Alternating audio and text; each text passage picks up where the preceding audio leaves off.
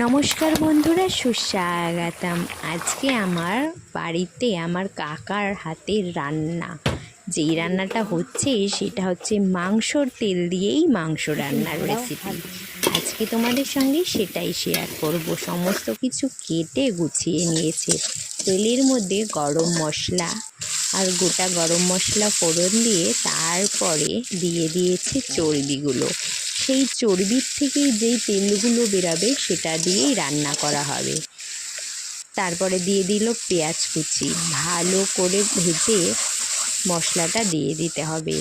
ভালো করে সেটাকে কষিয়ে নিতে হবে, একবারে রসিয়ে কষিয়ে টমেটো দিয়ে সব শেষে দিয়ে দেবে মাংসগুলো। মাংস দিয়েও ভালো করে কষিয়ে নিতে হবে। যেহেতু দেশি মুরগি বলে কথা, তা তো ভালো করে কষাতেই হবে না। তার মধ্যে গোটা রসুন পড়ে গেল। আর যত কষানো হচ্ছে কালারটা ততটাই সুন্দর হচ্ছে। ভেজে রাখা আলু আর কাঁচা পেঁয়াজও দিয়ে দিল। দেখতে দেখো কতটা লোভনীয় হয়েছে, শুধু দেখতে না, খেতেও কিন্তু দুর্দান্ত হয়েছিল। কথা বলতে বলতে মাংস কষানোও হয়ে গেছে। তারপরে গরম জল দিয়ে দিল, দিয়ে ফুটিয়ে নিচ্ছে।